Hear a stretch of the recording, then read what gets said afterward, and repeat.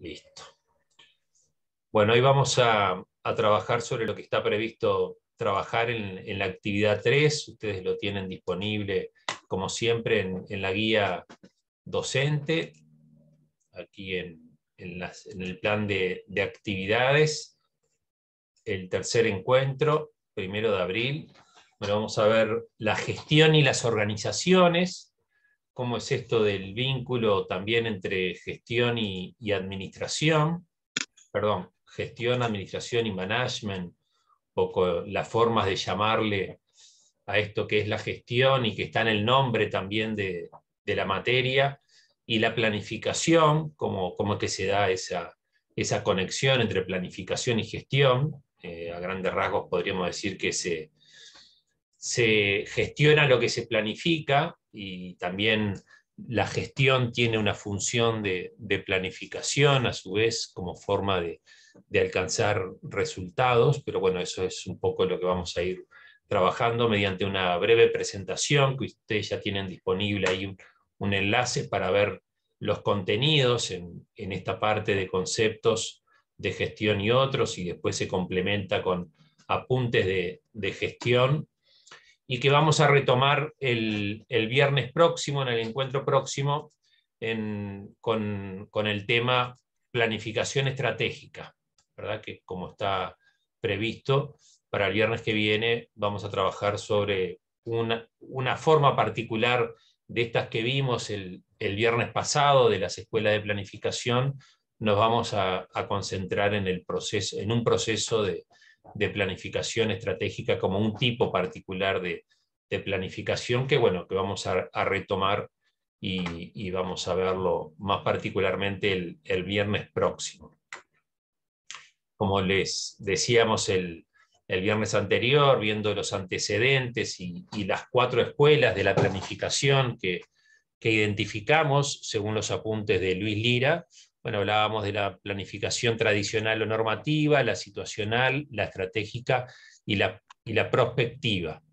Hicimos, simplemente para recordar, como un comparativo y un contrapunto más bien de 8 puntos entre la planificación normativa y la situacional, y bueno, adelantamos algunos conceptos sobre la estratégica y la operativa.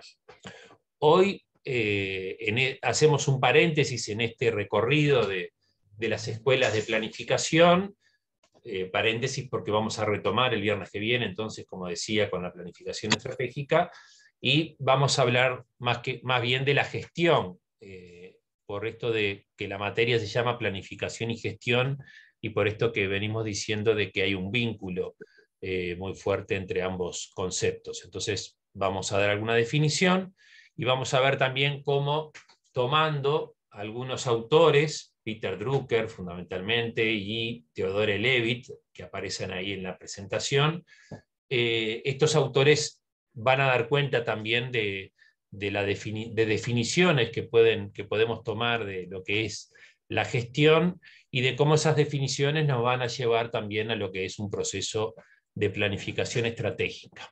Hoy esa conexión la vamos a mostrar, y el viernes que viene vamos a profundizar más desde la planificación estratégica en ese mismo concepto. También hoy vamos a hacer referencia a qué son las organizaciones, qué es una organización y tipos de organizaciones, en el sentido que la planificación se desarrolla, todo proceso de intervención entonces social planificado, toda política, todo programa, todo proyecto, como unidades, ¿no?, más concretas en un proceso de planificación, se desarrollan en ámbitos organizacionales, ¿verdad?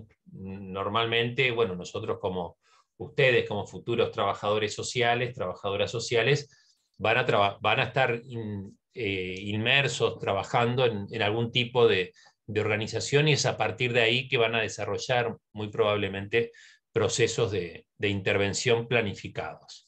En ese sentido es que nos parecía importante también tomar en cuenta este ámbito, ¿no? La organización como sujeto también del proceso de intervención, y cómo a partir de allí es que se desarrollan estos procesos de intervención planificado o de planificación, como le venimos llamando en sus diferentes modalidades. Si tienen por ahora quizás alguna pregunta, adelante, si quieren comentar algo que hayan visto durante la semana, alguna lectura que hayan hecho por casualidad, capaz que lo hicieron, y bueno, si quieren también hacer alguna consulta, adelante, ¿sí? Siempre saben que pueden levantar la manito nomás o abrir el micrófono y pedir la palabra. Recordarles también que estamos dejando los videos colgados en la guía docente, ahí en lo que aparece como guía docente, y en el espacio de cada encuentro, ¿sí?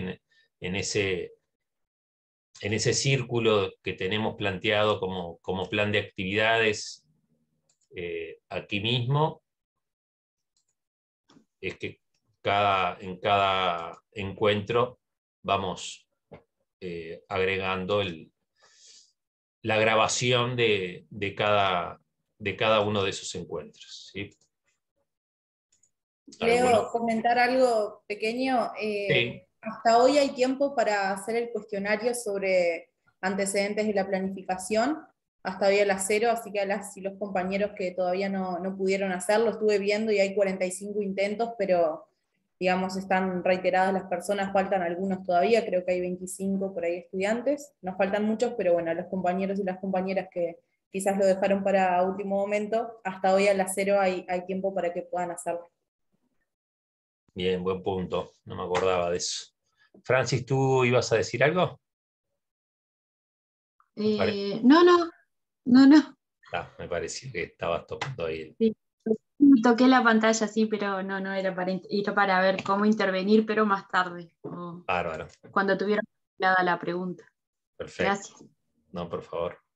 Bueno, ustedes tienen acá, por las dudas, disponible todos los contenidos que vamos a trabajar hoy. Esto que les decía, conceptos de gestión y otros. Aparecen ahí también las funciones de la gestión, lo que son identificadas más bien como funciones de la administración, pero desde nuestro punto de vista aparecen también como funciones de la gestión que se conectan con esos apuntes de clase. Definiciones de distintos autores, que no es para que se aprendan de memoria, simplemente para que vean como referencias. Algunas particularidades sobre las organizaciones de la sociedad civil, que más específicamente nos interesa que conozcan, porque no es un ámbito particular de tipo de organización que se ha desarrollado por la teoría y que puedan conocer en detalle esas características con las organizaciones públicas. Ahí tienen también algún material sobre qué son este tipo de organizaciones, todas referencias a contenidos y aspectos que vamos a ir viendo hoy a lo largo de este encuentro. También hay un manual sobre organizaciones prestadoras de servicios. Se podría dar más de una clase sobre organizaciones que prestan servicios. El manual es solo una referencia para que también puedan ir algún contenido sobre de qué estamos hablando cuando hablamos de este tipo de organizaciones, que es la que en particular nos toca trabajar a nosotros como justamente licenciados o licenciadas en trabajo social. Ese entonces va a ser un poco el recorrido y bueno, y alguna actividad que vamos a plantear en el medio. Arrancamos entonces con esta breve presentación sobre qué es la gestión. Voy a poner esto entonces que vamos a ver en modo presentación para que quede mejor visto, y a compartir con ustedes la pantalla. Cualquier cosa, de nuevo, me consultan, ¿sí? En este concepto de qué es la gestión, en realidad aparece como en management, en la publicación de la cual sacamos esta misma definición, pero da lo mismo usarla como concepto de management, de gestión, como de administración, porque en realidad estamos haciendo referencia a la misma idea. Peter Drucker, un autor contemporáneo, dice que la gestión, la administración, el management, y bueno, y hablo de management porque está el libro, de hecho, que aparece como referencia, lo busco si lo tengo acá a mano en mi biblioteca, pero el libro se llama Management de Organizaciones al Servicio del Progreso Humano, que bueno, que en algún cortecito lo buscaré a ver si lo tengo por acá o en la oficina, si se lo muestro, pero que ustedes lo tienen en la bibliografía. Es de dos autores, Palom Izquierdo y Tort. Aparece el apellido del otro autor que no lo recuerdo de manera completa, pero el libro es Management de Organizaciones al Servicio del Progreso Humano. Ahí Peter Drucker comparte como definición de gestión esto mismo, ¿no? Dice que la gestión supone, el management supone definir la misión de una organización y motivar y organizar las energías humanas a fin de cumplirla, de cumplir esta misión. En realidad, como bueno, entiendo que esta definición es adecuada, es pertinente, pero me queda como un poco corta, más bien en términos para operativizar este mismo concepto, agregamos una definición que aporta otro autor que se llama Theodore Levitt, que lo define más bien como un proceso, ¿verdad? La de Peter Drucker decía que hacía referencia a una acción, ¿no? Definir la misión, o a más de una acción, porque en realidad decía definir la misión, supone definir la misión de una organización. Tengan en presente que definir la misión supone dar cuenta refiere a definir la razón de ser de una organización. Tengan en cuenta también que toda organización tiene una razón de ser, escrita o no, toda organización nace para algo, y en ese sentido es que tienen una razón de ser. Eso se llama misión para una organización. Entonces, definir la misión, reitero, de una organización y motivar y organizar las energías humanas de las personas que la integran a fin de cumplir esa misión. Pero a su vez lo complementamos con esta otra definición de Theodore Levitt que agrega y hace referencia más bien a una definición como un proceso. Dice, proceso a través del cual se evalúa racionalmente una situación.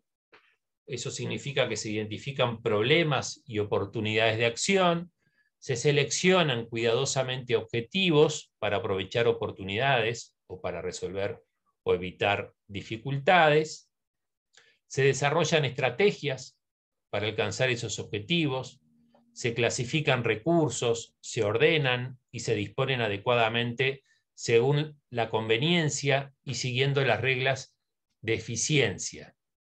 Se diseña racionalmente un esquema de trabajo y se motiva y recompensan comportamientos. ¿Sí? Entonces, me parece que esto, bueno, en realidad complementa el planteo que hacía el otro autor, Peter Drucker, y bueno, deja una idea mucho más global y más operativa también de lo que es, en definitiva, la gestión, lo que supone la gestión en términos de definir la misión y, como decía Drucker, motivar y organizar las energías humanas a fin de cumplirlas y a su vez como proceso a través del cual justamente podemos llegar a identificar también, y esto va a quedar para desarrollar el viernes que viene, lo que identificamos como un proceso integrado de planificación. Un proceso integrado además de planificación estratégica. Acá podemos encontrar las dos definiciones en este proceso integrado de planificación, a la cual justamente llamamos planificación estratégica. Miren ustedes que en estas etapas que plantean también estos mismos autores que mencionaba antes, Palom Izquierdo y Tort, en la etapa filosófica dan cuenta de la misión, y ahí está la definición de Peter Drucker, definir la misión de una organización, está puesta ahí en la etapa filosófica de un proceso de planificación estratégica, proceso a través del cual, dice Levitt, se analizan y se resuelven problemas, y ahí identificamos en un proceso de planificación estratégica la etapa analítica, en donde damos cuenta de lo que la otra vez también mencionábamos como la matriz FODA, en un análisis interno, el análisis de fortalezas y debilidades de la organización para poder alcanzar esa misión, y de oportunidades y amenazas del entorno, un análisis externo entonces para identificar oportunidades y amenazas que dan cuenta que me permitirán aprovechar, oportunidades que me permitirán aprovechar para poder cumplir con esa misión, o amenazas que tendré que contrarrestar para poder alcanzar esa misión también que dice Peter Drucker que se define en un proceso de gestión. Y después nos lleva la definición de Levitt a la etapa operativa de un proceso integrado de planificación estratégica, cuando dice de identificar cuidadosamente objetivos, como está planteado ahí en la etapa operativa, identificar objetivos, diseñar estrategias para alcanzar esos objetivos, y bueno, lo que luego agrega también en cuanto a clasificar recursos, ordenar, disponer adecuadamente, siguiendo reglas de eficiencia, diseñar racionalmente un esquema de trabajo, y motivar y recompensar comportamientos podría estar identificado ahí en un programa de acción, ¿no?, concreto, y en todo lo que es también la organización y el control, y bueno, en todo ello identificar también un proceso integrado de planificación estratégica, algo que les decía vamos a retomar el viernes que viene cuando concretamente hablemos de este enfoque en particular, que es el de la planificación estratégica, ya identificada como una de las 4 escuelas. A esto simplemente agregar que entonces cuando hablamos de gestionar un proceso, de gestionar principalmente una organización, un proceso de planificación, hacemos referencia también a la forma a través de la cual un grupo de personas, ¿no?, entendida la organización, si se quiere, como un grupo de personas, establece objetivos comunes, organiza, articula, proyecta las fuerzas, los recursos humanos, técnicos y económicos.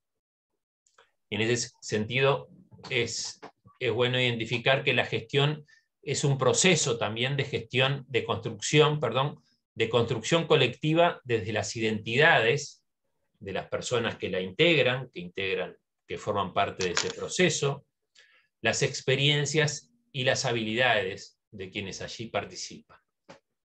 Ahora vamos a pasar después de ver todo esto, al concepto de organización, y vamos a poder retomar esto mismo, ¿no?, porque lo que gestionamos en definitiva son las organizaciones. Bueno, gestionamos los proyectos, gestionamos las políticas, gestionamos los servicios que una organización presta a la población objetivo con la cual estemos trabajando.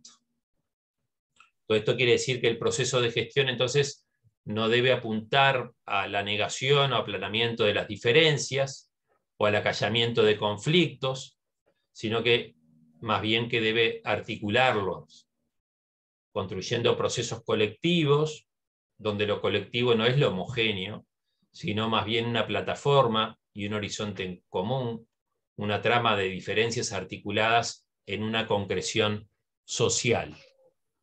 Esto, bueno, para la profesión nuestra, fundamentalmente, entender esto de la gestión como un proceso que no debe apuntar a la negación o al aplanamiento de las diferencias, bueno, es clave, y lo van a entender mucho más seguramente cuando les toque directamente en las prácticas trabajar con grupos humanos, con colectivos, y bueno, directamente cuando les toque trabajar como futuros profesionales.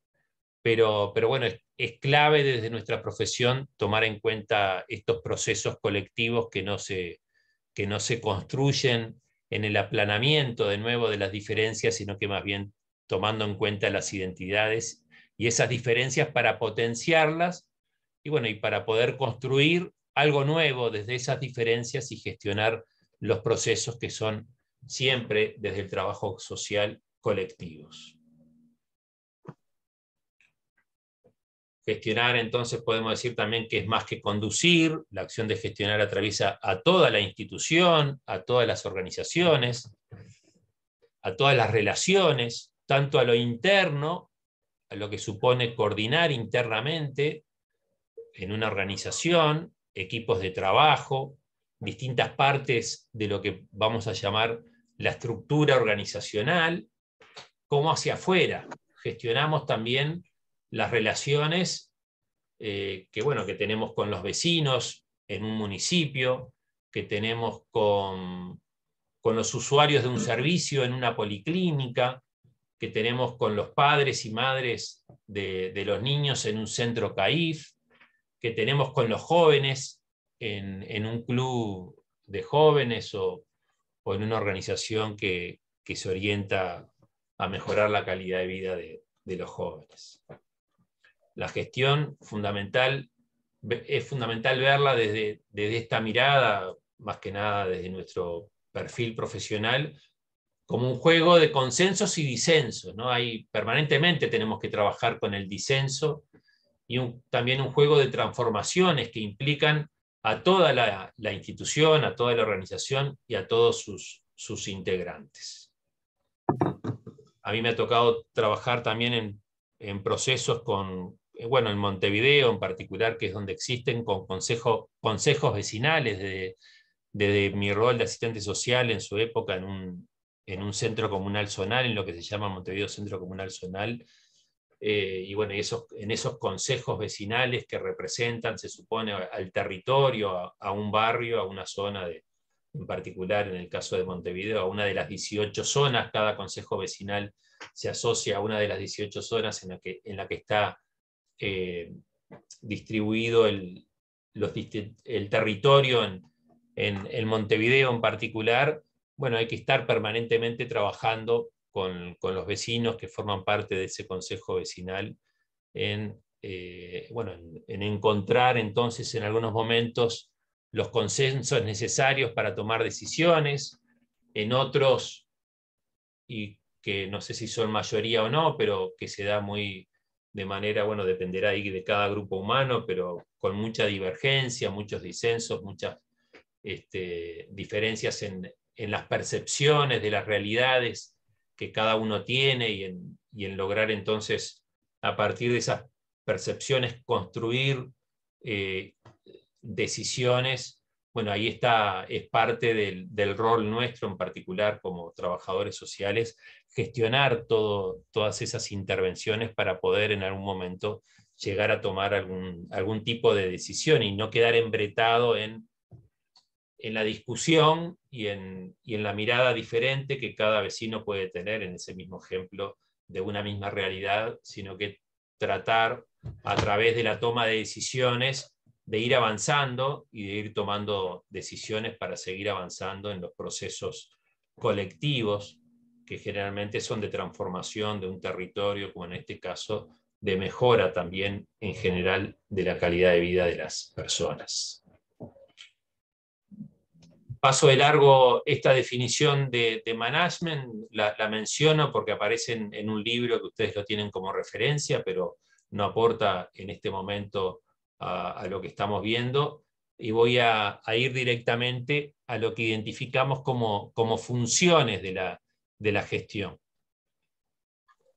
Esto ya lo decía antes, gestionamos desde nuestro rol profesional normalmente proyectos, organizaciones y servicios, ¿no? Ahora vamos a ir más al concepto en breve de organización, pero nos toca trabajar directamente en un barrio con un proyecto en particular, nos toca trabajar desde un ministerio como el MIDES, o de un municipio con el ámbito organizacional y con el servicio que esa organización presta, y eso es lo que tenemos que gestionar, todos los procesos que desde allí se desarrolla. Me voy a detener ahora, a partir de entonces de esas definiciones que dimos de la gestión, más que nada desde ese lugar, ¿no? De ver la materia en toda su extensión, ¿no? Como se llama, ¿no? Como planificación y gestión, En general hablamos de planificación y gestión de organizaciones, planificación y gestión de políticas, que no son necesariamente solo públicas, sino que también privadas. Bueno, nos vamos a adentrar ahora particularmente en lo que identificamos como funciones de la gestión. En ese sentido, encontramos básicamente estas 6 funciones, bueno, que las tienen ahí identificadas, y que vamos a entrar en el detalle de cada una de ellas: la de dirección, la de planificación, organización, ejecución, control y evaluación. Acá me gustaría dar cuenta de que el concepto de gestión, o lo que también se reconoce como administración, bueno, ha tenido toda una evolución a lo largo del tiempo. Si vamos a principios del siglo pasado, así como veíamos los antecedentes de la planificación, tenemos una mirada de la gestión totalmente diferente a lo que puede ser hoy planteada desde estos autores que hemos visto ahora y desde este planteo más particular que he hecho sobre gestionar procesos que son más que nada desde nuestra profesión colectivos. Ahí me gustaría particularmente en términos de antecedentes identificar en particular un autor de principios del siglo pasado, entonces, que lo voy a poner por acá, es Frederick Taylor, ¿sí? Que es reconocido particularmente por una teoría que se llama la Organización Científica del Trabajo, OCT, por las siglas de Organización Científica del Trabajo, o Administración Científica del Trabajo, también reconocida, que planteaba algunos principios de la administración o postulados más bien de esta Organización Científica del Trabajo. Ahí hay son 4 los postulados. Yo simplemente voy a retomar 2 conceptos de Taylor que dan cuenta de la mirada de lo que era la administración en esos tiempos.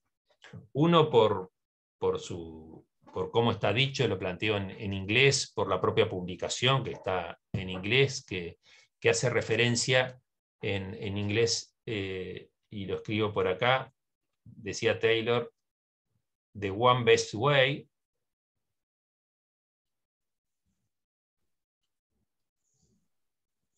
Bueno, para Taylor, a través del método científico, al igual, si ustedes quieren, al igual de lo planteado por la planificación tradicional, que utilizaba el método científico para hacer los diagnósticos y planificar, bueno, dice Taylor, a través del método científico se puede identificar la única y mejor manera de actuar, ¿no? Más llevado a las organizaciones tipo fábricas. Bueno, de Taylor es que nace después, de la mano de Ford, el Fordismo, que logra aumentar la productividad, sin duda, en un contexto en particular. Pero bueno, acá si se quiere, en la época, lo novedoso era el uso del método científico para lograr, bueno, lo que planteaba Taylor, la única y mejor manera de hacer las cosas, ¿no? Como si solo hubiera un camino y que se llegaba a ese camino a través del método científico. Eso suponía para Taylor todo un proceso de descomposición del trabajo, llevando las actividades a la mínima expresión, para que no hubiera, con estudio de tiempos y movimientos de las personas, para que no hubiera pérdida de tiempo, para que el proceso productivo, bueno, llegara al punto máximo de productividad, al punto máximo de eficiencia, sin pérdida de tiempo, sin tiempos muertos, y bueno, todo eso para Taylor suponía poder llegar, mediante el método científico, a la única y mejor manera de hacer las cosas. Seguramente muchos de ustedes habrán visto la película de Chaplin, Tiempos Modernos, que justamente identifica a Chaplin ahí en un proceso, apretando una tuerquita, ¿no? Que era justamente, es esto mismo, ¿no? Tiempos Modernos está basada en este mismo concepto de descomposición del proceso productivo en mínimas tareas que no era necesario estudiar mucho para poder hacerlas, sino que simplemente hacer un movimiento mecánico, y por eso también es reconocido toda esa mirada de principios del siglo pasado como un enfoque mecanicista, en donde las personas que forman parte del proceso son prácticamente un engranaje más del proceso de producción. Y hay otro planteo, también como lo dice el propio Taylor, de Homo economicus,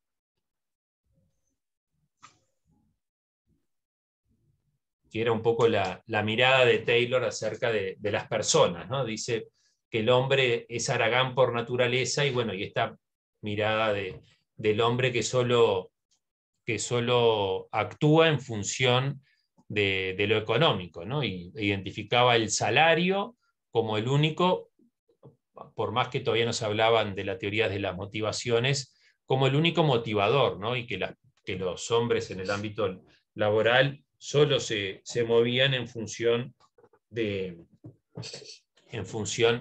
salario y del pago que se le hacía, y que el dinero era el único motivador de las personas, y que en función de ello iban a trabajar más o iban a trabajar menos. Esto solo como para hacer una referencia de algunos autores de principios del siglo pasado. Ustedes seguramente tengan más referencia del modelo burocrático de Weber, como también muy vinculado a Taylor en cuanto a la mirada de lo que es el ser humano en un ámbito organizacional, y bueno, y todo lo que ha dado como lugar a la organización burocrática, ¿no? Que en realidad también está muy presente hoy en día. Bueno, tanto el modelo de Taylor sigue como enfoque, por más que está muy perimido en ciertos aspectos, sigue vigente, y en ciertas organizaciones se mantiene. Hay dirigentes de empresas, de organizaciones que siguen teniendo una mirada de este tipo, más ayornada obviamente, pero que básicamente tienen en cuenta estos principios, por más que lo nieguen. Y el modelo burocrático, que lo vemos muy presente en muchas organizaciones también, sobre todo, bueno, más bien como una etiqueta, ¿no? Pero en el ámbito público se habla más de la burocracia de lo público, aunque también en el privado hay grandes empresas o incluso medianas que tienen también procesos pesados que son mal llamados burocráticos, pero en realidad el planteo de Weber era orientado a mejorar los procesos, justamente también desde esta misma mirada de Taylor, de lograr mejores resultados, mayor eficiencia, mayor productividad. Pero bueno, eso tuvo consecuencias muy negativas en cuanto al aspecto humano, ¿no? Que es fundamental en el ámbito de una organización. Pero bueno, esto como una referencia muy, muy simple, como para tener en cuenta. No es necesario que ustedes vayan a estas fuentes, solo para reconocer que la gestión y la definición de lo que hoy estamos viendo como gestión, bueno, tiene todo un trabajo teórico detrás de años, ¿no? De más de un siglo, desde Taylor, por mencionar una referencia, pero hay autores que son anteriores a Taylor, pero hay toda una época orientada más que nada a mejorar la producción a través del aumento de la productividad, del aumento de la eficiencia y de lograr mejores resultados, tratando de controlar al ser humano, ¿no? En eso, de nuevo, que está bien gráfico y bien planteado en esta película de Chaplin, Tiempos Modernos, ¿sí? Como referencia, entonces, y como antecedentes de lo que ahora estamos viendo muy rápidamente, que entendemos que hoy es y aplica más a este contexto la gestión. Nos detenemos entonces en estas 6 funciones para terminar con esto referido a lo que es la gestión y lo que son las funciones de la gestión. Decíamos, por un lado, la función de dirección, que supone regular todas las otras funciones que mencionábamos antes y que nos vamos a detener en cada una de ellas. Desde la función de dirección, bueno, se gestionan los recursos humanos, ¿no? En realidad los mal llamados recursos humanos, porque en realidad las personas, el recurso humano visto como recurso es una mirada taylorista, ¿no? de lo que es el factor humano en el ámbito de una organización. Hoy más que nada se habla de gestión del talento humano, gestión de las personas, etcétera, pero bueno, ustedes entienden cuando hago referencia a gestionar los recursos humanos, que supone entonces desde la función de dirección hacer eso. Manejar también el espacio, lo que es en sí mismo la organización más como proceso, esto que decía Levitt, organizar, estructurar, diseñar, ¿no? Que a su vez lo vamos a ver como función de organización. Manejar también el contexto, en esto que se planteaba de analizar el entorno, ¿no? Por ejemplo, amenazas, oportunidades, ¿no? El espacio obviamente que también condiciona el propio espacio de actuación. Negociar hacia adentro y hacia afuera, ¿no? Negociar con los miembros de la organización en el ámbito que me toque. El otro día creo que les comentaba, también en mi experiencia en un centro comunal, bueno, me tocaba negociar muchas veces, bueno, no solo con los vecinos, en el consejo vecinal, sino que también con lo que en esa época existía, bueno, y hay alcaldes y alcaldesas, en ese momento eran secretarios de junta, había que negociar bastante en esto que la otra vez identificamos como tensión entre el político y el técnico, bueno, con en ese caso el secretario político de la junta. Negociación permanentemente desde la función de dirección. Y entiendan que la función de dirección no supone necesariamente ocupar un cargo de dirección. Estamos hablando de la gestión como proceso, y como proceso la gestión supone direccionar personas, direccionar decisiones, definir, como finalmente dice ahí, definir estrategias, ¿sí? Entonces, función de dirección como una de las funciones de la gestión. La función de planificación es justamente definir hacia dónde vamos, ¿no? Esa imagen objetivo para lo que es la planificación tradicional, o esa visión de futuro que vamos a ver se plantea un proceso de planificación estratégica. ¿Sí? Las preguntas que también vamos a identificar, por ejemplo, el viernes próximo y que adelantábamos el viernes anterior, que se hace la planificación estratégica. Pongo de nuevo el ejemplo de un centro comunal como servicio en Montevideo, como servicio de los municipios en Montevideo ahora y de la intendencia antes. Se hacen planificaciones estratégicas de cada zona, de cada territorio, y bueno, y el punto de partida es en qué Montevideo, en qué zona estamos, y bueno, y hacia qué Montevideo, hacia dónde queremos llegar, ¿no? Eso, entonces, la planificación, un proceso de planificación, se hace esa pregunta, ¿desde dónde partimos y hacia dónde queremos llegar? Y bueno, lo que decíamos la otra vez, la tercera pregunta es, ¿cómo llegamos a ese horizonte, a ese futuro que queremos construir? ¿De qué manera? Y bueno, ahí hay que manejar también en ese futuro escenarios posibles, ¿no? Manejar un escenario supone ver hipótesis de lo que en el futuro puede llegar a pasar. En hipótesis, para construir escenarios, bueno, si hay en el medio un proceso de elecciones, bueno, un escenario es que gane uno, que gane otro, ¿verdad? En un proceso, si hubiésemos iniciado un proceso de planificación el año pasado, podríamos haber dicho, bueno, un escenario es que gane el sí, un escenario es que gane el no, y planificamos en función, por ejemplo, de 2 escenarios, que son bien gráficos, ¿no? Bien identificables. En realidad los escenarios se construyen en base al análisis concreto del contexto en el que estemos trabajando, ¿no? Pero una manera de verlo es, por ejemplo, en un contexto de elección, ¿no? En esto que quedó tanto en el balotaje como en el plebiscito del domingo pasado, ¿no? Sí, fue el pasado, ¿no? ¿Sí?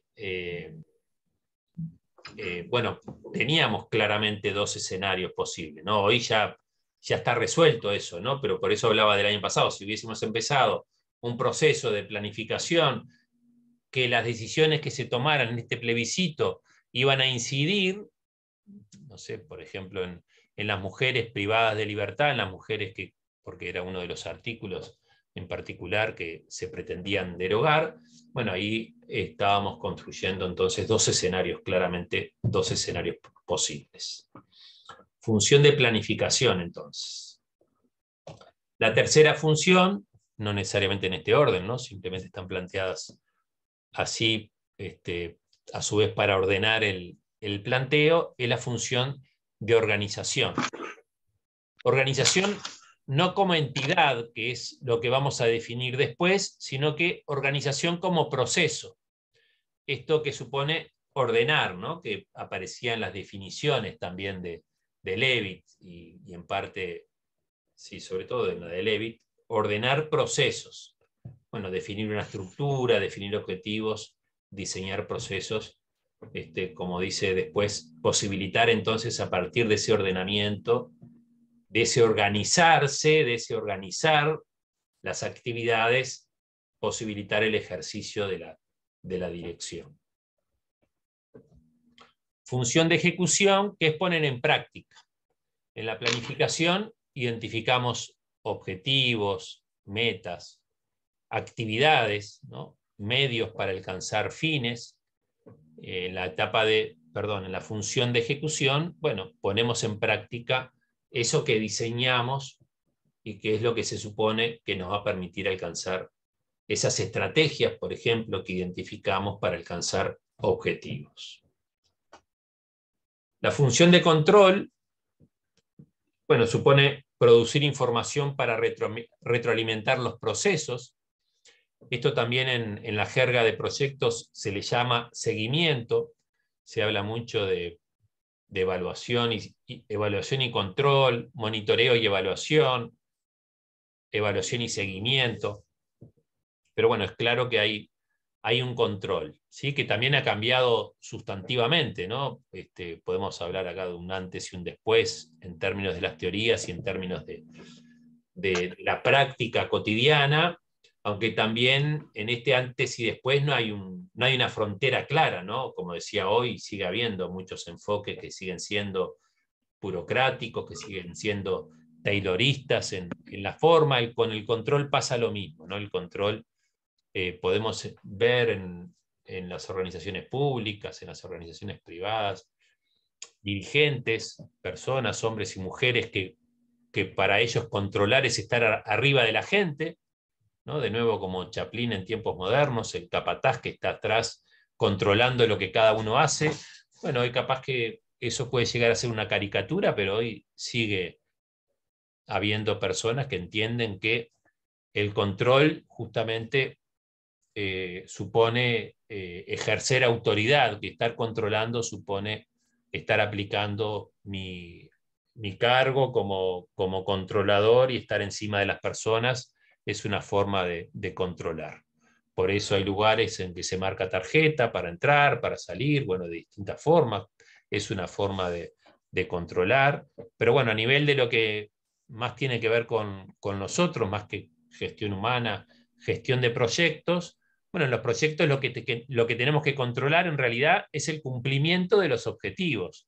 Porque cuando nosotros planifiquemos, vamos a plantearnos metas a alcanzar y bueno, y en realidad lo que tenemos que controlar es el cumplimiento de esas metas. En ese sentido vamos a ver que el control es justamente pedagógico, porque lo que identifica son oportunidades de mejora. Controlamos para rectificar, rectificar o ratificar el rumbo de los acontecimientos. ¿Sí? Porque cuando planificamos, nos planteamos objetivos y metas, bueno, muchas veces nos falta información para decir si vamos a alcanzar, si vamos a poder reducir un 30% la deserción escolar en un determinado liceo. Bueno, nos planteamos la meta, pero después tendremos que ir controlando si esta meta se va a ir alcanzando o no, y tendremos que generar lo que se llama también en la jerga de proyectos acciones correctivas, recomendaciones o tomar decisiones que supongan rectificar el rumbo que nos habíamos propuesto en la función de planificación para poder redimensionar la meta o poder agregar recursos para que esa meta, que no la podíamos alcanzar con los recursos que habíamos dispuesto, bueno, poder alcanzarla con más recursos. Y esas son todas decisiones que desde la gestión se tendrán que tomar. Función entonces de dirección, de planificación, de organización, de ejecución y de control, y finalmente la función de evaluación. Todo proceso planificado, bueno, tiene que tener condiciones de ser evaluado, ¿sí? Por eso se habla más bien de sistemas de monitoreo y evaluación, sistemas de control y evaluación, porque el control, también más reconocido como monitoreo en la jerga de proyectos, el control como función, bueno, genera mucha información para que después podamos también, no solo tomar acciones correctivas, tomar decisiones, sino que también poder tener un sistema de indicadores que me permita finalmente, por momentos, a mitad del ciclo, al finalizar un proceso, año tras año, ir evaluando lo ejecutado, ir valorando eso que planifiqué, bueno, si fue real, si hubo que ajustarlo o no, y bueno, poder emitir juicios de valoración, a eso nos lleva a la función de evaluación, para, bueno, justamente poder decir, bueno, en función de lo planificado, los resultados que tenía previsto alcanzar eran estos, pero alcancé estos otros. Entonces ahí emito juicios, ¿por qué alcancé o por qué entiendo, a partir de todo un análisis, ¿no? Obviamente, por qué entiendo que que esos resultados se alcanzaron o no, y bueno, ir generando a su vez con esos sistemas, ¿no?, de monitoreo y evaluación, aprendizajes, e ir aprendiendo e ir mejorando los procesos de intervención, ¿sí? En definitiva, a eso apuntan todas estas funciones, ¿no?, que se vinculan directamente con la gestión, ¿sí? ¿Alguna pregunta de todo esto? ¿Algo que quieran compartir? ¿Quieran agregar?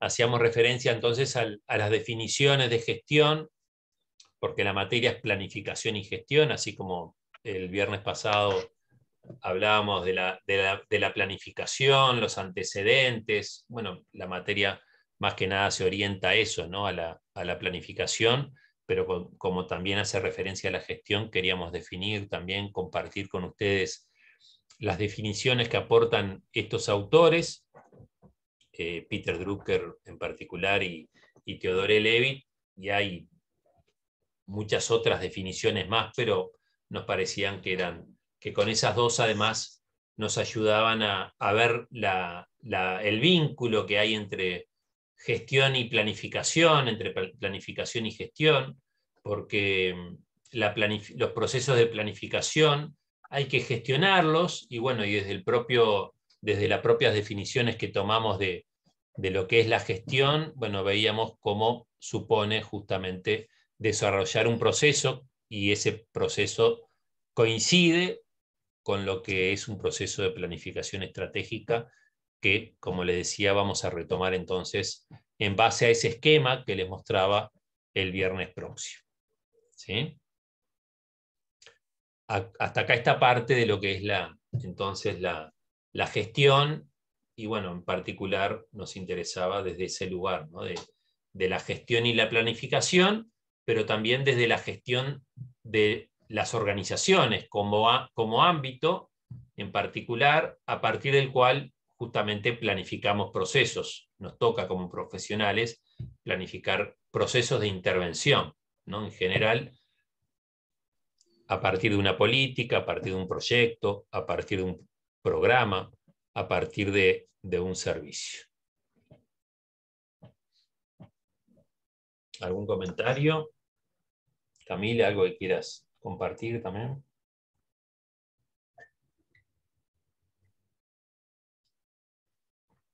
Bueno, entonces seguimos y pasamos ahora a lo que es la definición de organización, que con eso esto era lo que queríamos trabajar durante el día de hoy, qué es la gestión, qué son las organizaciones, para ver luego tipos y quedarnos por ahí con estos conceptos, tipos de organizaciones. Para eso vamos a hacer una breve dinámica. Les voy a compartir un código.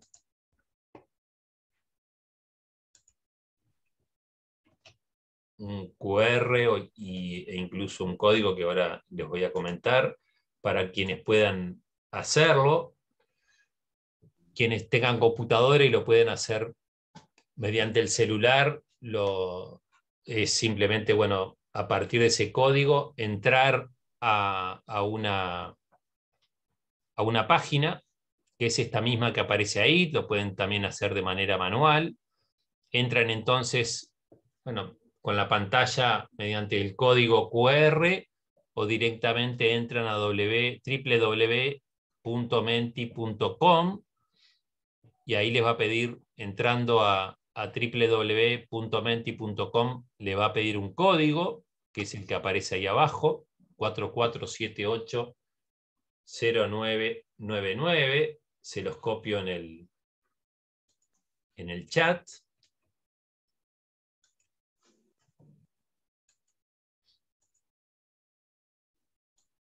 Les copio la página primero.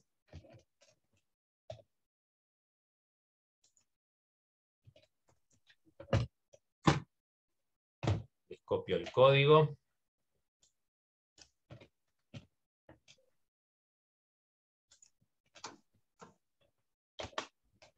O les copio el acceso, incluso el acceso directo.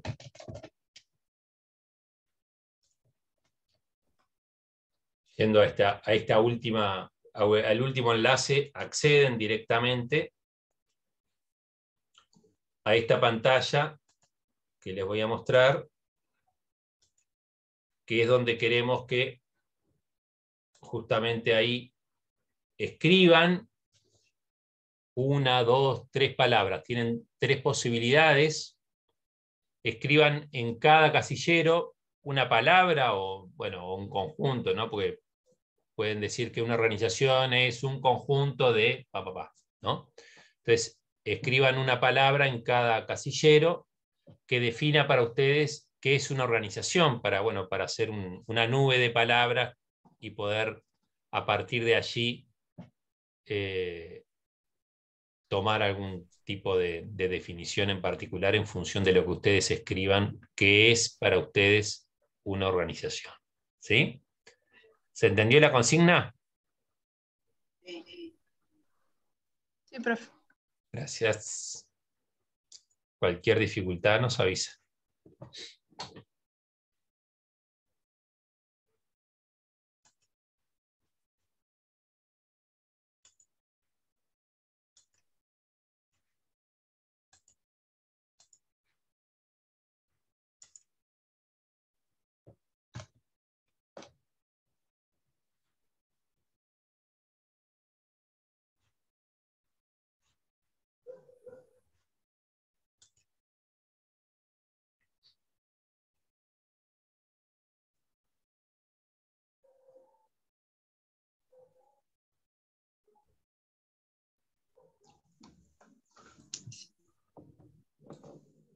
Por ahora hay 6 6 participaciones. A mí se me trancó la página, profe, pero lo voy a hacer. Dale. Son 26. Espero que hay 7 participaciones ahora. ¿Es únicamente una palabra o se puede poner tipo 2 juntas? Se puede poner 2 juntas, pero que signifiquen para definir algo concreto, ¿no? Sí, sí. Ahí va. Profe, ¿puede explicar de vuelta el trabajo? Porque no lo entendí. Yo tampoco lo entendí. No sé ni cómo entrar, pero lo estoy haciendo a mano igual. La idea es definir qué es una organización. Entonces, lo que le pido que en ese programita que ahora les vuelvo a mostrar, pongan una palabra que para ustedes nos puede ayudar como insumo para armar una definición de qué es una organización. ¿Qué es una organización como entidad? ¿No? Por ejemplo, un ministerio es una organización. Por ejemplo, una empresa es una organización. Por ejemplo, un club de Pide 3 niños. palabras, o sea, ponemos 3 palabras diferentes nomás. Por ejemplo, sí, con que pongan una, pueden poner hasta 3 palabras, una en cada casillero. Y posterior a eso, ¿qué hacemos?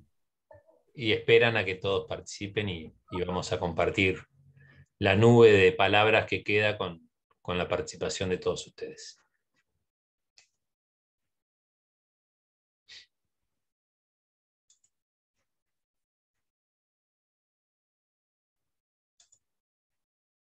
Por ahí 14 intervenciones.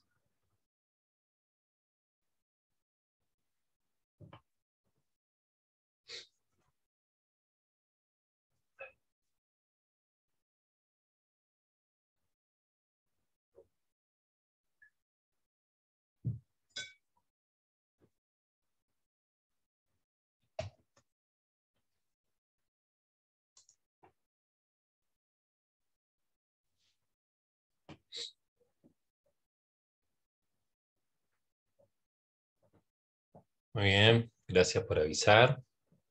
¿Alguien quiere entrar y no pudo? Francis, tú que decías que no sabías cómo entrar. Sí, yo no pude entrar. Bueno, No viste sé, que no sé cómo las herramientas estas. vos podés, tenés computadora además del celular que estás usando para... Sí, Entonces lo que tenés que hacer es entrar a esta página que te la vuelvo a copiar, que lo pongo en el chat, www.menti.com. Al entrar a esa página te va a pedir un código, que es el que copié después. Si entras a esa página, www.menti.com, y ahí te pide un código que es 44780999. Está ahí en el chat. 4478 09 99. 0999. Son 8 números. Entrando con ese código vas a la propuesta esta que está planteada. Bien. Y ahí te Gracias. da 3 opciones para poner 3 palabras diferentes. Con que pongas una. ¿Ahí el más tuvo dificultades? No, a mí ni siquiera me pidió código. Entré nomás y me daba la opción de poner las 3 palabras. Porque entraste directamente al otro enlace que ya Claro. iba directo, este otro que está acá. Con ese ya se va directo a la propuesta. O con el que había mostrado al inicio, que es un código QR, que también distintas formas de acceder.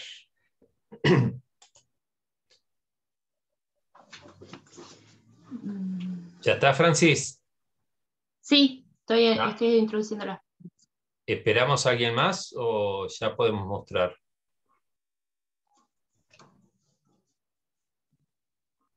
Avísame y ya, sí. Objetivos.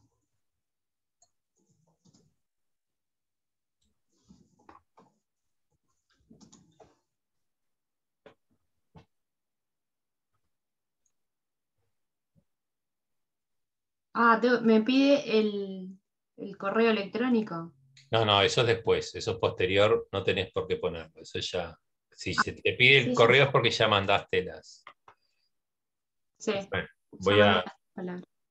voy a compartir pantalla con ustedes, así vemos la nube de palabras que quedó conformada de todos los aportes que hicieron, y bueno, según la cantidad de veces que repitieron el concepto, es el tamaño de las palabras, ¿no? Por ejemplo, el grupo de personas se ve que lo pusieron, por lo menos más de uno, puso grupo de personas, pusieron por ahí grupo también, orden, bueno, pusieron grupos que quedaron separados, pero entonces, y por ahí hay en vez de grupos de personas, pusieron grupos de personas, un grupo de personas, por eso no forman, pero hubiesen quedado más grande ese conjunto de palabras, en realidad son tres ahí, ¿no? Grupos de personas, hubiese quedado claramente más grande en el medio. Bueno, ustedes saben que en general todas las definiciones de qué es una organización la identifican como grupos de personas, ¿no? O conjunto de personas. Eso nos lleva quizás a confundir a veces qué es un grupo humano, en realidad, como grupo de personas de una organización. Ahí podemos identificar hasta a veces un proceso, ¿no? Entre lo que es el grupo como grupo de amigos, como grupo de estudiantes, como grupo, simplemente como grupo de personas y no como organización, un grupo informal, de un grupo estructurado.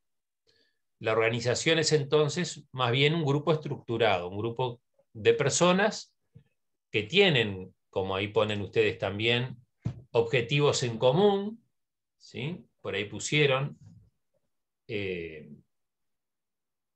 fin común, metas, objetivos,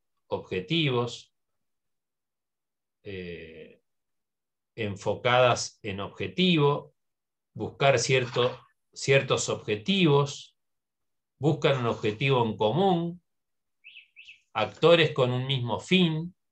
Bueno, todos esos objetivas, bueno, pero supongo habrán querido poner objetivos por ahí también. Todo ese conjunto que parece escrito de manera diferente, pero bueno, están orientados al mismo sentido, ¿no?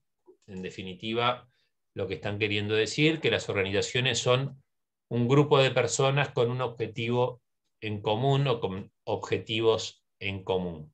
¿Sí? Eso tampoco nos diferencia mucho de un grupo humano cualquiera, ¿no? Un grupo de amigos es un grupo de personas con un objetivo, ¿sí? Puede ser divertirse, por ejemplo, puede ser pasarla bien, puede ser un grupo de amigos, un grupo de amigas. Por otro lado, agregan conjunto de elementos. Bueno, eso las organizaciones como conjuntos de personas está claro, conjuntos de elementos podría ser, no necesariamente aparece en una definición. Lo cierto es que más que nada las organizaciones utilizan recursos para poder funcionar, pero no necesariamente son un conjunto de elementos. Por ahí hacen referencia a la institución. Bueno, hay organizaciones que pueden ser consideradas también instituciones, pero son dos conceptos diferentes. En realidad, institución en sí mismo no definen qué es una organización. Por ahí ponen público, bueno, ahí más bien, más que ayudar a definir el concepto de organización, hacen referencia a un tipo de organización, ¿no? Ahí podemos identificar organizaciones públicas y organizaciones privadas, básicamente es la principal diferencia entre tipos de organizaciones, tan solo que, bueno, dentro de las públicas hay diferentes niveles, ¿no? Y ya me voy metiendo en lo que son los tipos de organizaciones, y vamos a volver al concepto después, pero a nivel de lo público, por ejemplo, podemos identificar distintos niveles de gobierno y en función de los distintos niveles de gobierno, distintos tipos de organizaciones a nivel nacional, a nivel subnacional, las intendencias,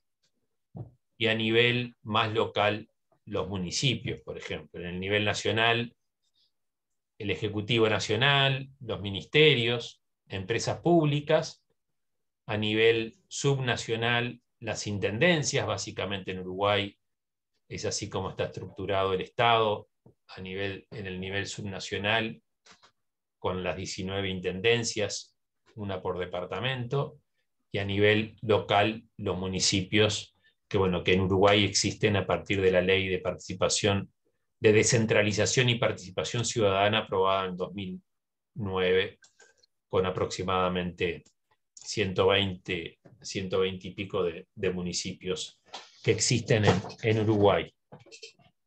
Y a nivel privado, es bueno diferenciar dos tipos, por lo menos en el nivel privado: las empresas, las más bien reconocidas como empresas concretamente, que tienen fines de lucro.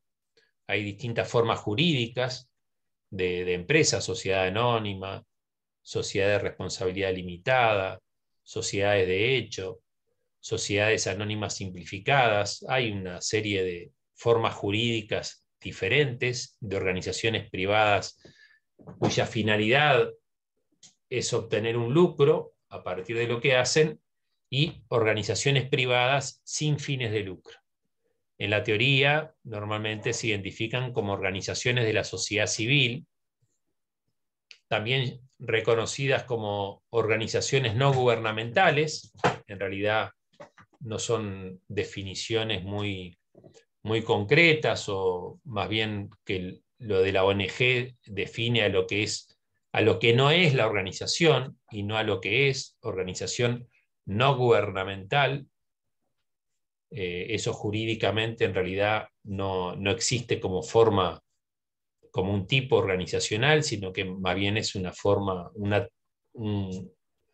una clasificación a partir de la teoría de un nombre que se le adjudicó a un tipo de organizaciones, que en términos jurídicos en Uruguay básicamente son las asociaciones civiles sin fines de lucro, fundaciones, cooperativas, como distintos tipos jurídicos que existen para identificar este tipo de organizaciones que no tienen fines de lucro. Después vamos a retomar un poco más sobre ese aspecto. Dicen por ahí diferentes roles. En realidad vamos a ir planteando básicamente lo que podemos identificar a partir de un autor que se llama Michel Crozier. Acá no puedo escribir en este, disculpen. Voy a ir al PowerPoint para poder seguir escribiendo y para poder compartir con ustedes lo que este autor, que decía se llama Michel Crozier, sociólogo francés,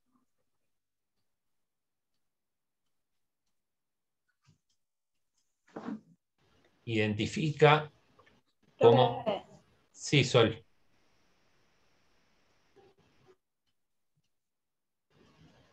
Te escucho.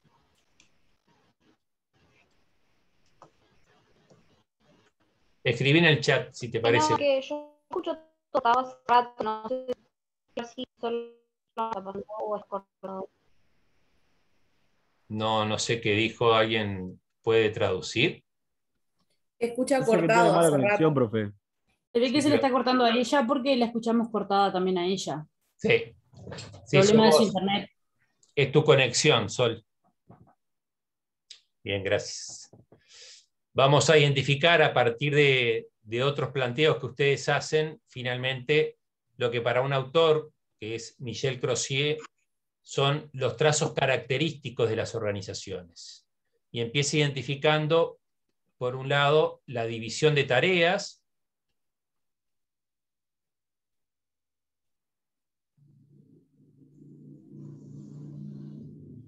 ¿Alguien le contesta a Sol por ahí? Ahí, ya dijo, gracias. División de tareas por un lado. Por otro lado, Crozier hace referencia a lo que llama distribución de roles.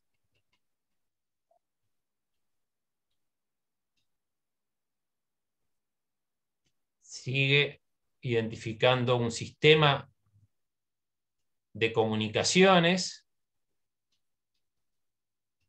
como tercer trazo característico. En cuarto lugar, un sistema de autoridad.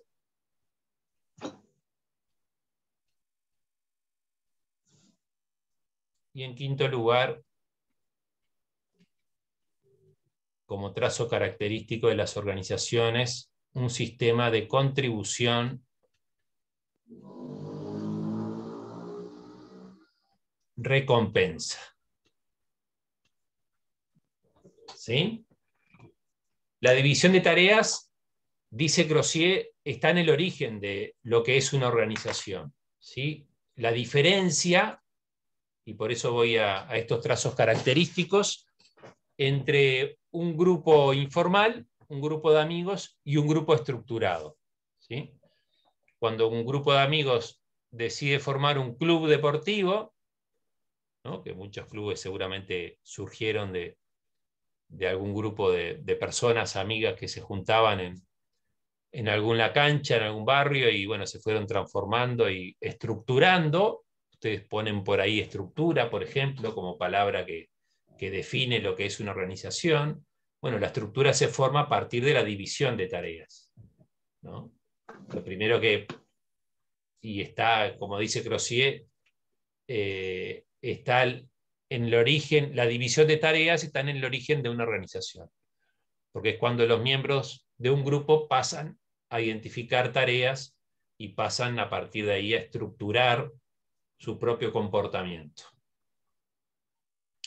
El segundo trazo característico, la distribución de roles, tiene que ver con cómo cada miembro de la organización ejerce su tarea. ¿Sí?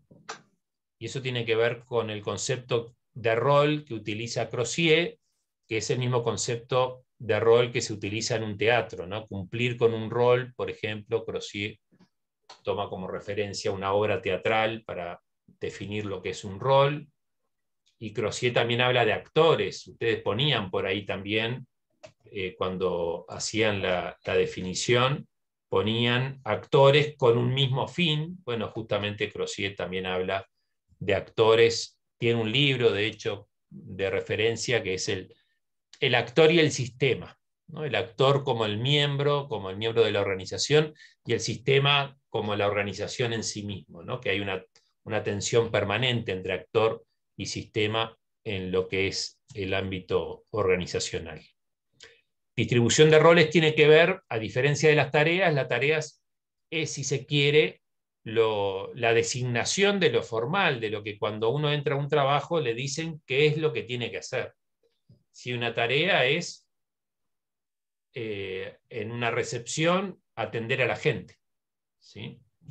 El rol es cómo una persona que está en la recepción atiende a las personas, y no es la misma manera. Yo fui recepcionista hace mucho tiempo atrás, y bueno, y yo tenía una forma de atender y compartía la recepción en otro horario con otra persona y tenía otra forma de cumplir la misma tarea de una forma diferente. Sí, ahí puedo agregar, ustedes capaz que ya trabajaron desde psicología social con Pichon-Rivière, otro autor francés, disculpen que quedó medio mal escrito, lo vuelvo a repetir acá abajo, Pichon-Rivière.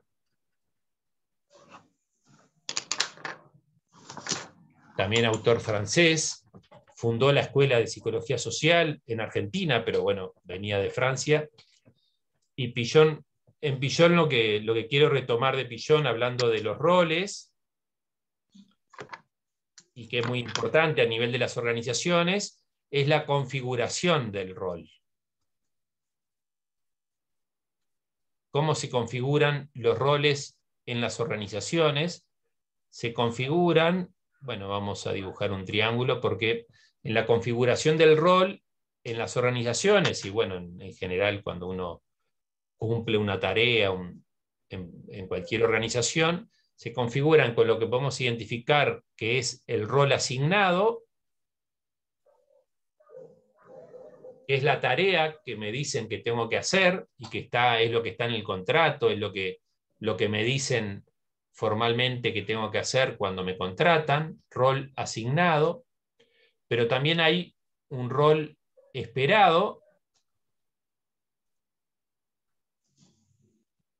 Algunos autores le llaman el contrato psicológico a esto del rol esperado, lo que no está puesto en el contrato formal, pero que sin embargo es esperado por quienes te contratan.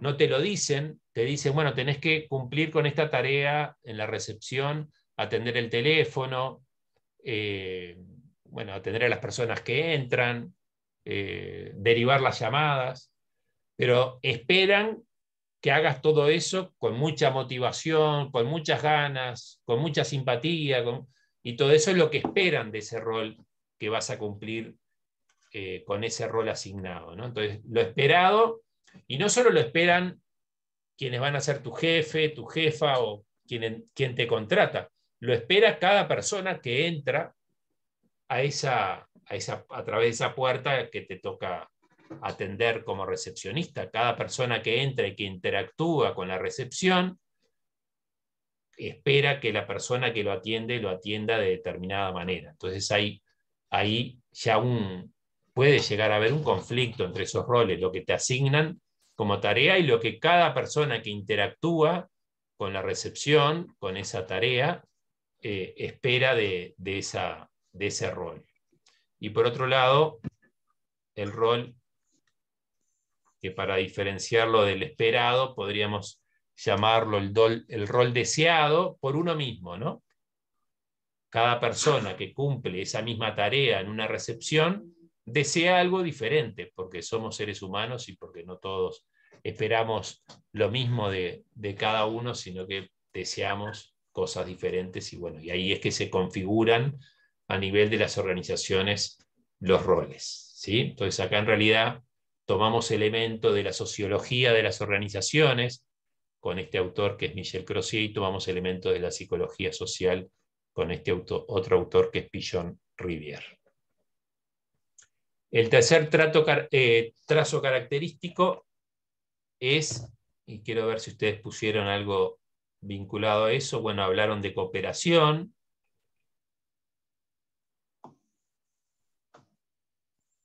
sistema de interrelaciones, la comunicación podría tener que ver con el sistema de interrelaciones, pero bueno, según Crozier, sistema de comunicaciones.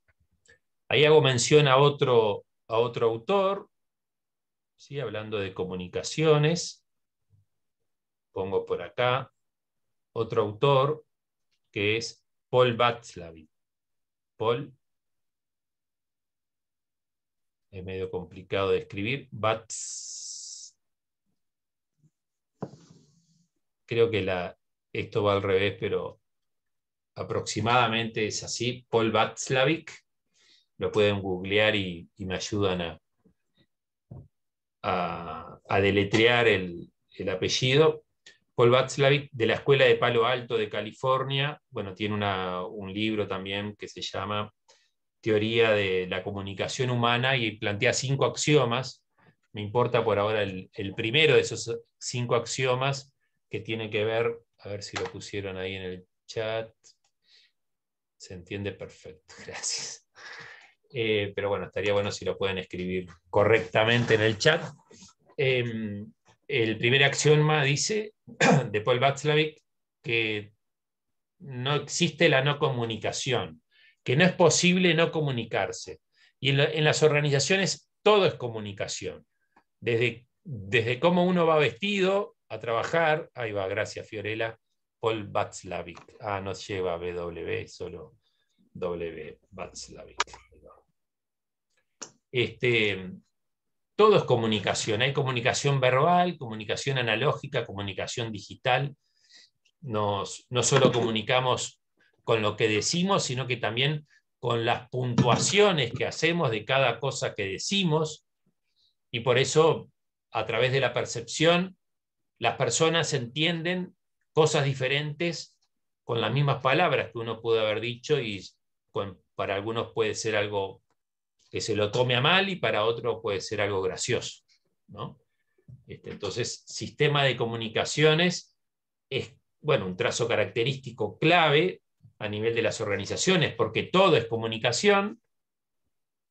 Incluso en la época de las cavernas se comunicaba a través de dibujos, ¿no? En las cavernas, todo es comunicación, y es fundamental porque a su vez van a encontrar que siempre en las organizaciones que le toque formar, bueno, en la que ustedes estén ahora, si son, no sé si en CENUR existe el sexo, como existe, bueno, sexo existe, sí, pero digo el sexo, el gremio estudiantil, ¿cómo se llama?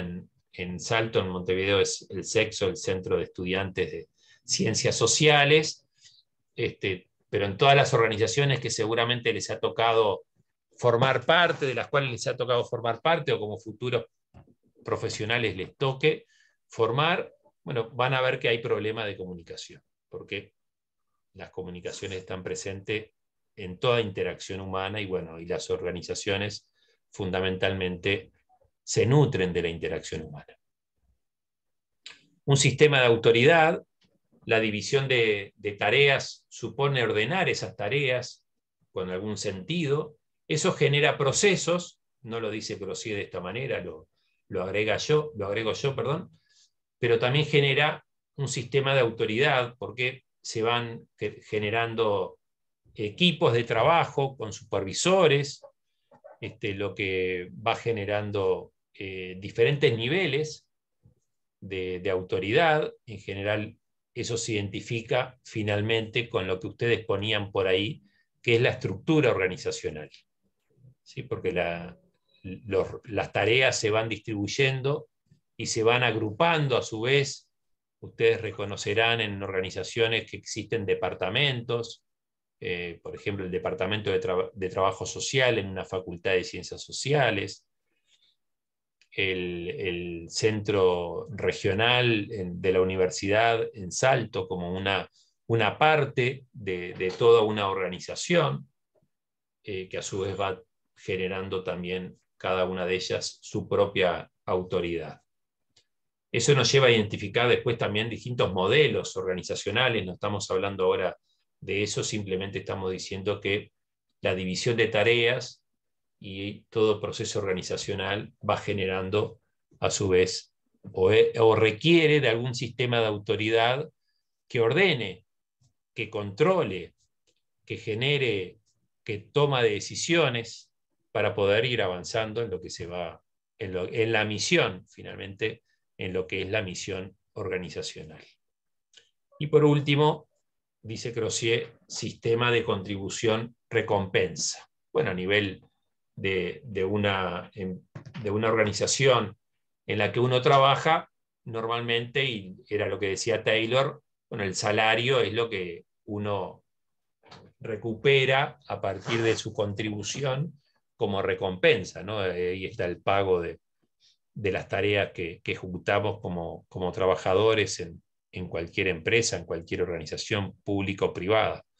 Pero también hay recompensa en un trabajo voluntario, en el integrarse a una organización que no necesariamente me integro como trabajador remunerado, sino que aporto mi tiempo para ayudar a los demás y para contribuir a algún objetivo que es muy importante para mí, que no necesariamente recibo como recompensa un salario, sino que recibo como recompensa prestigio, recibo como recompensa el poder ayudar a los demás, el poder sentirme parte de un conjunto de personas, etc.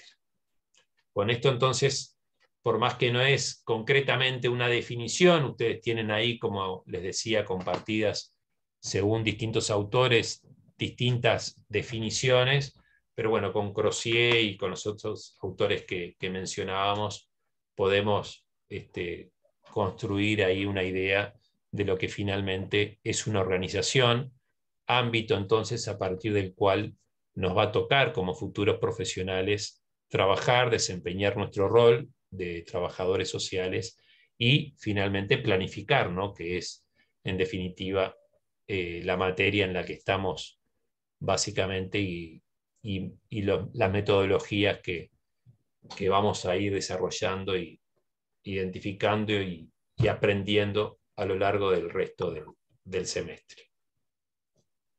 Me quedaría simplemente retomar lo que, bueno, visto qué es una organización, según Crozier, cuáles son los trazos característicos de las organizaciones, metiéndole además carne a esos trazos característicos a partir de la ayuda de otros enfoques, como la psicología social, ¿no? Porque nos basamos en Crozier, que proviene más que nada de la sociología de las organizaciones, pero tomamos apuntes de Pillon-Rivière, que viene y aporta de la psicología social, y de Paul Václavic, más bien desde la psicología, pero que desarrolla esta teoría de la comunicación humana, y bueno, llegamos a identificar y a desarrollar con mayor profundidad o con más complemento, para no hablar de mejor o peor, sino que con más complementariedad con otros autores, lo que plantea Crozier. Lo que nos queda entonces finalmente es retomar esta idea de los tipos de organizaciones, que básicamente coincide con nuestro futuro universo de empleo, ¿no? En dónde vamos más, por un lado, desde el punto de vista del empleo que ustedes puedan llegar a tener cuando sean profesionales, pero básicamente, y lo que más nos interesa también, es desde el cumplimiento del rol, ¿no? del trabajo social como profesión, y bueno, simplemente dar cuenta de lo que ya mencionábamos, fundamentalmente 3 tipos de organizaciones: las públicas, ¿no? Identificadas a nivel estatal en los distintos niveles de gobierno, ¿sí? Como en el nivel nacional, hoy hacía referencia toda la forma como el Poder Ejecutivo está estructurado a través de presidencia, secretarías y ministerios, y lo que identificábamos la otra vez con rango ministerial también, que es la Oficina de Planeamiento y Presupuesto, así como el Poder Judicial, también con toda su propia estructura, independiente del Poder Ejecutivo, pero con organizaciones también como los juzgados, por ejemplo, la Corte Suprema de Justicia, etcétera, toda la estructura que termina formando el Poder Judicial y el Poder Legislativo también a nivel nacional, básicamente en Uruguay con las 2 cámaras, ¿no? Diputados y senadores, pero que bueno, con toda una organización interna orientada al cumplimiento de esa función que es el legislativo. El nivel subnacional, básicamente las intendencias, en Uruguay las 19 intendencias, formadas a partir de cada departamento en el que está subdividido el territorio nacional, y finalmente los municipios. En el ámbito de organizaciones privadas, como decía, las que tienen finalidad de lucro y las que no tienen finalidad de lucro, que son en general asociaciones civiles, principalmente sin fines de lucro, también reconocidas como ONGs. De hecho, en Uruguay existe una Asociación Nacional de ONGs, y particularmente a partir de los años 2000 o los años 90, los años 2000, identificadas desde la teoría, desde las ciencias sociales más que nada, como organizaciones de la sociedad civil, porque son agrupaciones de ciudadanos que justamente se reúnen, se agrupan para alcanzar algún objetivo en común, que en general tienen que ver con mejorar algún aspecto de la calidad de vida de las personas. Las organizaciones de la sociedad civil normalmente surgen por la identificación de algún factor que está en contradicción con algún ideal social. ¿Sí? Pongámosle, si se quiere, la Declaración Universal de los Derechos Humanos como el ideal social más consensuado a nivel mundial. Y bueno, cualquier aspecto de la vida humana que esté en contradicción con cualquiera de los derechos que aparecen en la Declaración Universal de Derechos Humanos puede dar origen a algún tipo de organización. ¿Sí? Pongan ejemplos ustedes que conozcan o que identifiquen de organizaciones de la sociedad civil. Yo ya puse de las organizaciones públicas, no puse, pero hablé de los tipos de organizaciones privadas, hablé y hice referencia a las ONG, pero pónganle nombre y apellido, identifiquen alguna organización de la sociedad civil que ustedes reconozcan y que puedan decir que existe como organización de la sociedad civil a partir de tratar de solucionar algún tipo de problema. Yo Dale. tengo una, yo conozco, ¿Una? sí, pero es de acá del interior, es de Paysandú, no es de Montevideo. Y No se importa llama eso. MOPI. Se llama MOPI, que significa Movimiento de Protección a la Infancia. Uh-huh. Y ahí era una organización civil en el que se aterrizaban programas de educación. En un momento se aterrizó, y en el cual yo trabajé también como estudiante avanzada en trabajo social, como trabajadora social, en el plan de aulas comunitarias, el programa PAC, creo, sí, era así. Y había también CAIF, que también había otros equipos trabajando con la infancia.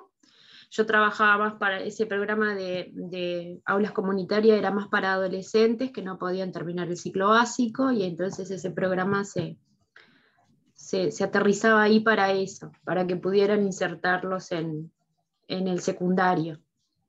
Y después también había otros programas que eran centros juveniles, donde había talleristas y educadores que donde se hacían muchos juegos para que los gurises no estuvieran en las calles, en realidad. Uh-huh.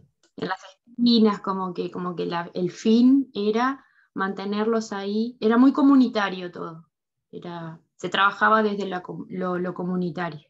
Uh-huh. Y bueno, también se vinculaba con nosotros, más que nada con los faroles que había también ahí, se trabajaba con las policlínicas. Uh-huh. Y bueno, y era un trabajo lindo, era algo lindo que se hacía, pero después ya no, como que se cerró, después que salió el gobierno de izquierda, se cerró. Sí, y bueno, y ahora... dejaron de financiar algunos programas y bueno, supongo que vivían a partir de la existencia de esos programas. Sí. Muy bien, muchas gracias. ¿Alguien más quiere compartir algún nombre nomás? ¿Emma? Profe, no, yo digo las aldeas SOS, por ejemplo. Aldeas infantiles que tienen en Salto, ¿no? Sí. Bueno, están en todo el por país, ejemplo, pero... por ejemplo, yo vivo una bien pegado que está en el CAIF Don Calabria. Ajá. Bien, ahí va. Esa es una organización también de la sociedad civil. Florencia dice Club de Leones, sí, puede ser es un ejemplo del Club de Leones, de organizaciones de la sociedad civil. Son todas organizaciones sin fines de lucro. Que no tengan fines de lucro no significa que tengan fines de pérdida. Son organizaciones sin fines de lucro. Quiere decir, pueden vender servicios, pueden presentarse a licitaciones, pueden recibir dinero, ¿no? Porque ahí a veces se confunde el lucro con el cobro. Cobran en realidad, pero lo que cobran lo utilizan para el desarrollo de las actividades, ¿sí? Porque no podrían desarrollar actividades si no recibieran financiamiento de algún tipo. Lo que no pueden hacer las organizaciones de la sociedad civil, que son sin fines de lucro, a diferencia de las empresas, lo que no pueden hacer es distribuir lo que se podría llamar las ganancias. A mí me gusta hablar más de superávit. Toda organización lleva un balance. Ingresos menos egresos generan un resultado. Cuando el resultado es negativo, bueno, hay pérdidas. Entonces, pero si hay pérdidas y las pérdidas se van acumulando, la organización deja, en algún momento quiebra, deja de existir. Por eso digo, ser sin fines de lucro no significa ser con fines de pérdida, todo lo contrario, no puede haber pérdida. Ninguna organización puede tener pérdidas porque en algún momento esas pérdidas alguien las tiene que cubrir y si alguien no las puede cubrir, la organización tiene que dejar de existir. Porque, bueno, o porque deja de pagar la UTE, o porque deja de pagar algún servicio, o porque deja de pagar salarios, etcétera, ¿no? Cuando se van generando pérdidas, no se va pudiendo cubrir todas las responsabilidades, todas las obligaciones que esas organizaciones también tienen. Lo otro que quería compartir, es que bueno, que si el resultado de ingresos menos egresos, que es lo ideal, da positivo, ¿no? Puede ser parejo también y no de ganancia ni pérdida, es medio ilusorio, pero más bien podría dar pérdidas o podría dar ganancias o superávit. Bueno, lo que no puede una organización sin fines de lucro es repartir entre sus miembros esas ganancias, ese superávit. Ese superávit se tiene que utilizar para seguir obteniendo los objetivos para los cuales la organización sin fines de lucro se creó. ¿Sí? Las universidades privadas en Uruguay son organizaciones sin fines de lucro, son asociaciones civiles también, cobran, obvio que cobran porque tienen que cubrir sus costos. Los resultados se utilizan para mejorar la infraestructura, para comprar equipamiento, para pagar salarios. En general, la estructura de costos de una organización de servicios, ¿no? Las educativas, la de la salud, son organizaciones de servicios. La estructura de costos es casi que un 80% solo va dirigido a pagar salarios. ¿Sí? A no ser que sea totalmente trabajo voluntario, que también existe, pero en general una universidad, por ejemplo, como organización privada sin fines de lucro, el 80% de la estructura de sus costos es para pagar recursos humanos, salarios. Y un 20% para hacer inversiones, para comprar equipamiento, etcétera, ¿no? Todos los otros costos que están asociados a un proceso educativo. ¿Sí? Entonces, de nuevo, en Uruguay las organizaciones de la sociedad civil básicamente se identifican como forma jurídica en las asociaciones civiles sin fines de lucro, también en las fundaciones, también en las cooperativas. Aunque pueda parecer extraño, con APROLE todos compramos productos, bueno, la mayoría, no todos, pero de los que se venden como productos lácteos en Uruguay son de Conaprole. Supongo que comprarán también Calcar, Calsal, no me acuerdo cuáles son las que hay más por ahí, por el litoral. Caicú, ¿no? Minjun, ¿cuál era? Bueno, ahí hay un montón de otras cooperativas lácteas también. Pero bueno, son cooperativas y lo que no pueden es repartir dividendos. Las cooperativas, Laldi, ahí va. Gracias. Ahí va. Pero son cooperativas y en ese sentido son sin fines de lucro, no pueden repartir dividendos. Sí cobran por la leche que cada productor entrega a la cooperativa, pero no, si hay resultados positivos, esos resultados se reinvierten en la propia organización para poder seguir cumpliendo con los objetivos para los cuales fueron creadas esas organizaciones. Entonces decimos que las organizaciones de la sociedad civil son en definitiva el conjunto de agrupamientos independientes además de la organización estatal, no dependen directamente de la organización estatal. ¿Alguien quiso decir algo por ahí? Independientes de la organización. Sí, sí, adelante. Las sin fines de lucro, o sea, son sin fines de lucro, pero están dentro de las organizaciones privadas, ¿no? Sí, son privadas. En ese sentido, es que ahora justo estaba diciendo, son privadas porque son independientes de la organización estatal, o sea, no como las públicas que dependen de leyes, bueno, todas tienen detrás para su reglamentación algún tipo de ley, pero los ministerios son públicas porque dependen del Estado. Las organizaciones de la sociedad civil no dependen, no tienen injerencia directa de la organización estatal, ¿sí? Son independientes, tienen su propia comisión directiva, sus propios organismos de decisión, como una empresa privada, en realidad son ¿Y no organizaciones. existen como mixtas, digamos? ¿No existe qué, perdón? Como tipo mixtas?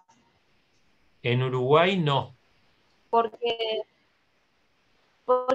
mi tío, por ejemplo, trabaja, no me acuerdo el nombre, sé que es en Paso de la Arena, en Montevideo, y es una ONG, pero en realidad está o sea, tiene como colaboración por parte del Estado. Sí. O sea, no es... Entiendo a dónde vas. En Uruguay, la mayoría de las ONGs, organizaciones de la sociedad civil, bueno, son todas privadas. En general, si son ONGs y tienen forma jurídica, son asociaciones civiles sin fines de lucro. En su gran mayoría, todas tienen convenios con el Estado, ¿sí? Porque se presentan a licitaciones o porque arreglan, dependiendo de los montos que reciban, o con la Intendencia, la de Paso de la Arena, con la Intendencia de Montevideo, el municipio, Paso de la Arena debe ser el municipio A o el C, no me acuerdo exactamente, pero es por ahí. O quizás con el MIDES, pueden tener sí convenios con el Estado, pero no son del Estado, ¿sí? El Estado lo que hace muchas veces es contratar este tipo de organizaciones para ejecutar algún tipo de política. Pero eso no significa que sean estatales, que sean públicas, sino que reciben un financiamiento del Estado, pero son privadas. Quien toma la decisión es el consejo directivo, la comisión directiva de esa organización. ¿Sí? Leo, un comentario, justo estaba por plantear esto. Hay muchas organizaciones civiles que obtienen, digamos, de alguna forma financiamiento por parte de entes estatales. Pensaba en este caso que traía Francis, ¿no? De cómo el programa después bueno, del cambio de gobierno en este caso, que sabemos que cambia muchas veces las prioridades, ¿no? Dejó de funcionar, porque en realidad varias organizaciones de la sociedad civil, a mí se me viene a la cabeza IPRU, que en realidad es una organización de la sociedad civil con una trayectoria bastante grande y que de hecho tiene sede en Salto también, desde finales de los 80, si no me equivoco.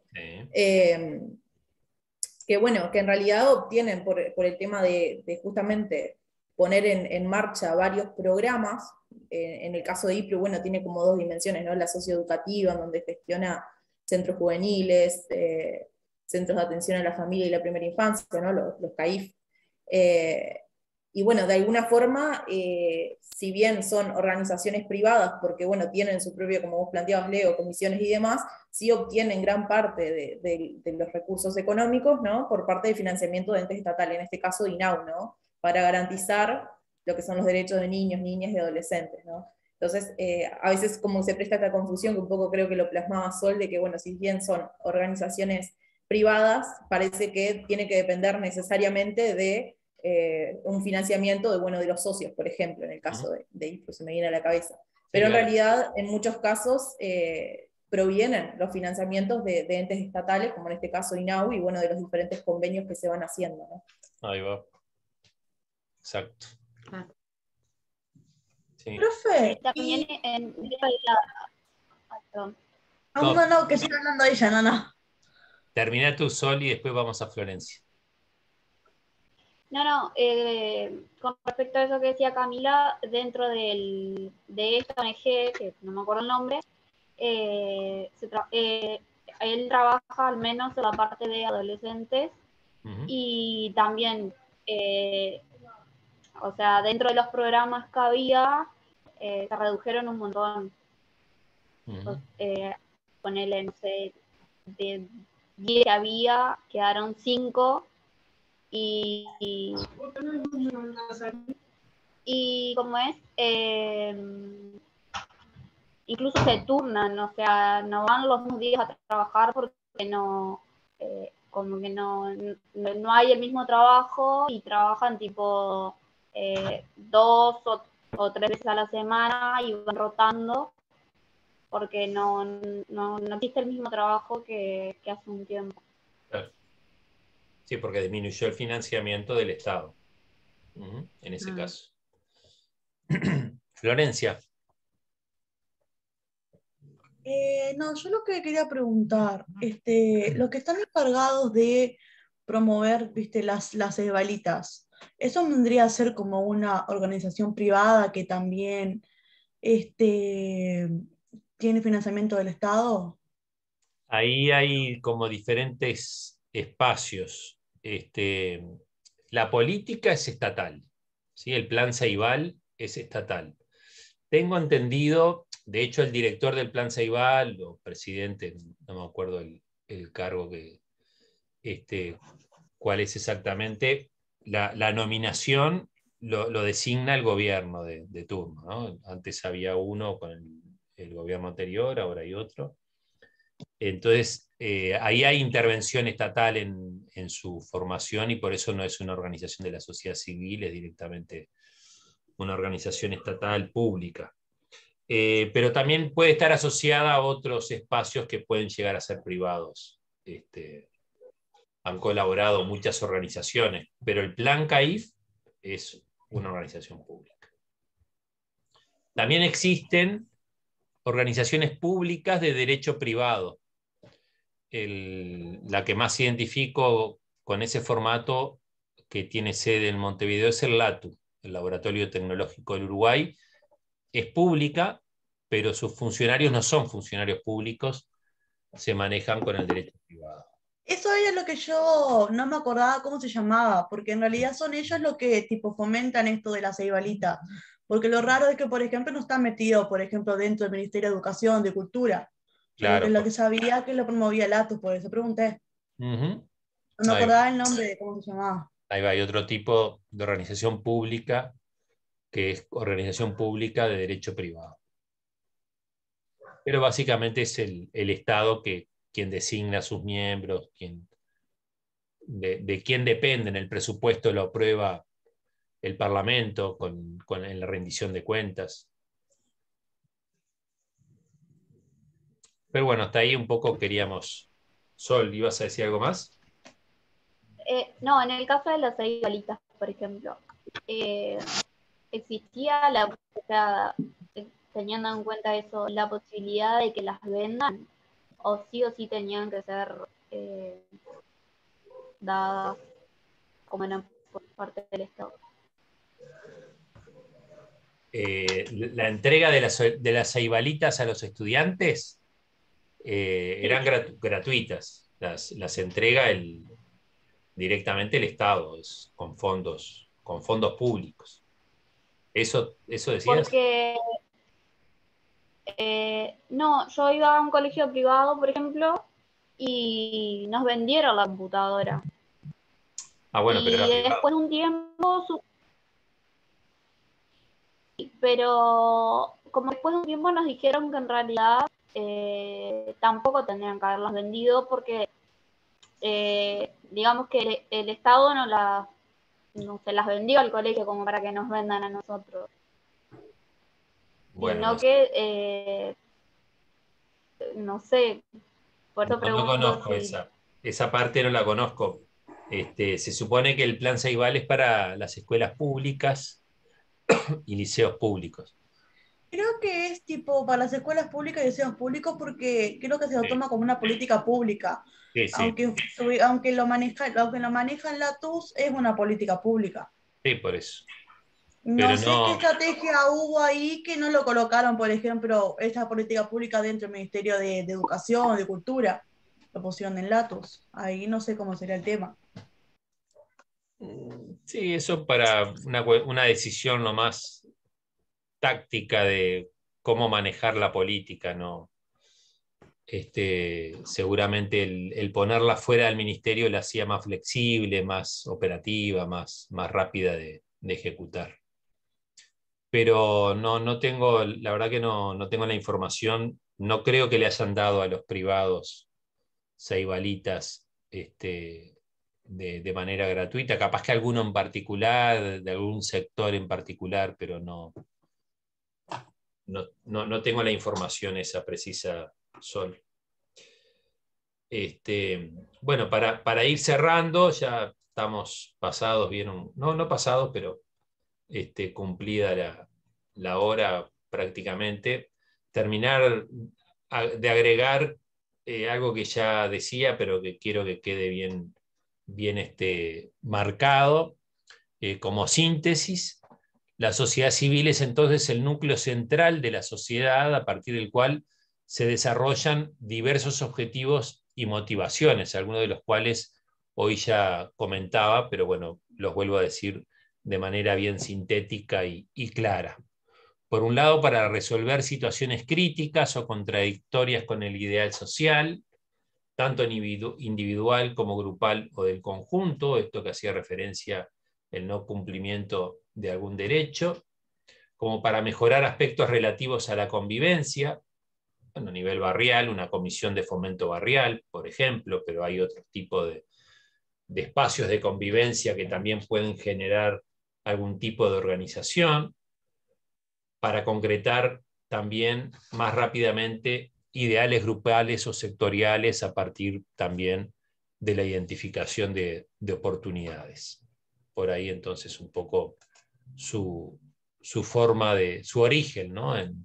A partir de qué es que se crean estos agrupamientos y bueno, reiterarles también que toda esa información está compartida y la tienen disponible en la actividad, directamente en la actividad 3, que corresponde al día de hoy. Está todo cargado ahí con los enlaces correspondientes y las referencias de los temas que hemos ido trabajando. Y bueno, y recordar que el viernes que viene vamos a trabajar puntualmente sobre un tipo de planificación que ya hoy mostrábamos el esquema básico de planificación, conectándola con estas definiciones con las que empezamos, de Drucker y de Levitt, y bueno, y que vamos a terminar de desarrollar el viernes que viene. ¿Sí? Estamos llegando entonces con esto al fin del encuentro de hoy. Nos vemos el viernes que viene. Entonces, recuerden lo que dijo Camila, de quien no haya hecho el cuestionario, queda abierto hasta hoy a medianoche, y eso es tomado después como un punto más en la calificación de acuerdo al porcentaje que hayan obtenido. Hasta el viernes, chicas, que estén bien. Gracias, profe, igualmente. Gracias. Gracias, profe. Chao, chao. Chao.